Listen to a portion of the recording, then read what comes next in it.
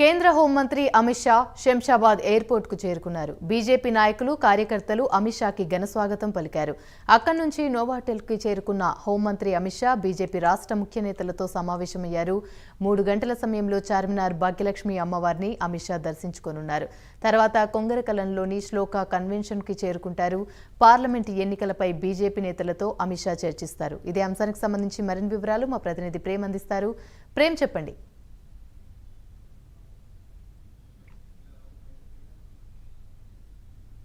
ప్రేమ్,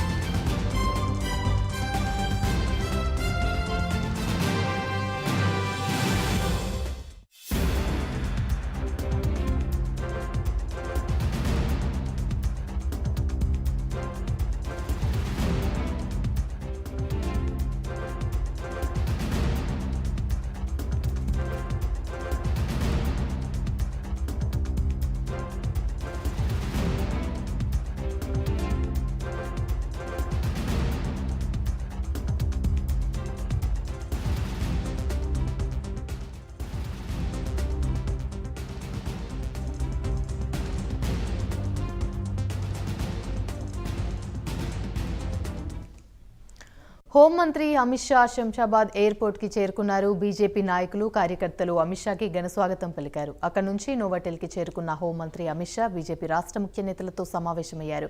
3 గంటల సమయంలో చార్మినార్ భాగ్యలక్ష్మి అమ్మవారిని అమిత్ షా దర్శించుకోనున్నారు. తర్వాత కొంగరకలంలో శ్లోక కన్వెన్షన్ కి చేరుకుంటారు. పార్లమెంట్ ఎన్నికలపై బీజేపీ నేతలతో అమిత్ షా చర్చిస్తారు.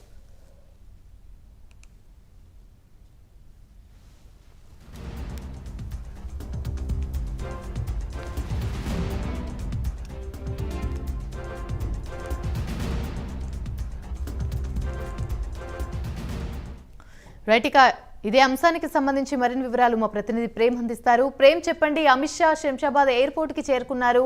బీజేపీ నాయకులు కార్యకర్తలు అమిత్ షాకైతే ఘన స్వాగతం పలికినట్టు తెలుస్తుంది. దీనికి సంబంధించి ఇంకా పూర్తి అప్డేట్స్ ఏంటి? Thank you Yamini. ఈ రోజు ఏదైతే కుంగరకలంలో ఏర్పాటు చేసినటువంటి కార్యకర్తలు అలాగే ముఖ్య నేతల సంబంధించినటువంటి సమావేశంలో పాల్గొనడానికి అమిత్ షా కొద్దిసేపటి క్రితమే హైదరాబాద్ శంషాబాద్ ఎయిర్పోర్ట్ కి చేరుకోవడం జరిగింది.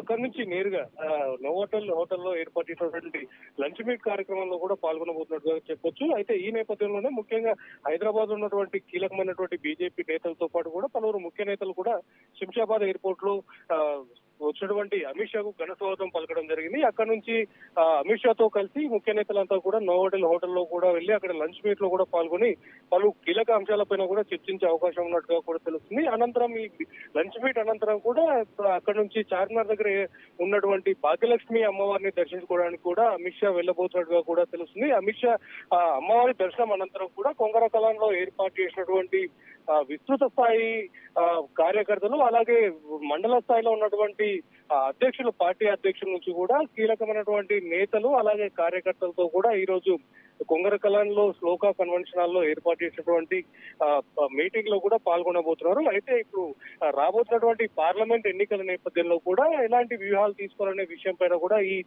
సమావేశం ఉండబోతున్నట్టుగా కూడా తెలుస్తుంది. అయితే దీంతో పాటుగా కూడా ఇప్పటికే జరిగినటువంటి అసెంబ్లీ ఎన్నికల నేపథ్యంలో కూడా జరిగినటువంటి పొరపాట్లను కూడా వాటికి సంబంధించినటువంటి కారణాలపైన కూడా చర్చ జరగబోతున్నట్టుగా కూడా తెలుస్తుంది. అలాంటి సమస్యలు కూడా పునరావృతం కాకుండా ఉండడంతో పాటుగా కూడా రాబోతున్నటువంటి పార్లమెంట్ ఎన్నికల్లో మొత్తానికి ఉన్నటువంటి 17 స్థానాల్లో కూడా 12 స్థానాలు బీజేపీ కైవసం చేసుకునే విధంగా కూడా వ్యూహాలు రచించబోతున్నట్టుగా కూడా తెలుస్తుంది. ఈ నేపథ్యంలోనే కీలకమైనటువంటి బాధ్యతలు కూడా కొంతమంది నేతలకు ఇస్తూ దాని తర్వాత తీసుకోవాల్సినటువంటి జాగ్రత్తలు పోవాల్సినటువంటి పబ్లిక్ లో ప్రతి ఒక్క ఓటర్ దగ్గరికి కూడా బీజేపీకి సంబంధించినటువంటి గత 10 సంవత్సరాల కేంద్ర పాలనలో ఉన్నటువంటి బీజేపీకి సంబంధించినటువంటి వాళ్ళు చేసినటువంటి కార్యక్రమాలను కూడా పూర్తి స్థాయిలో ప్రజల్లోకి తీసుకెళ్లి అసెంబ్లీ ఎన్నికల్లో జరిగినట్టుగా కాకుండా కూడా పూర్తి స్థాయిలో కూడా మెజారిటీ స్థానాలు గెలిచే విధంగా కూడా ఉండాలనే నేపథ్యంలో కూడా ఈ మీటింగ్ కొనసాగబోతున్నట్టుగా కూడా చెప్పొచ్చు. దీని అనంతరం కూడా ఇప్పటి వరకు అయితే 119 స్థానాలకు గాను 8 మంది బీజేపీ ఎమ్మెల్యేలు గెలిచిన నేపథ్యంలో కూడా 8 మందితో కూడా ఈ రోజు పర్సనల్ గా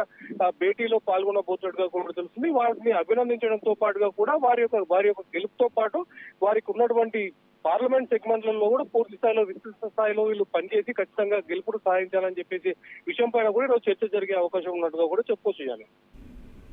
రైట్, థ్యాంక్ యూ ప్రేమ్.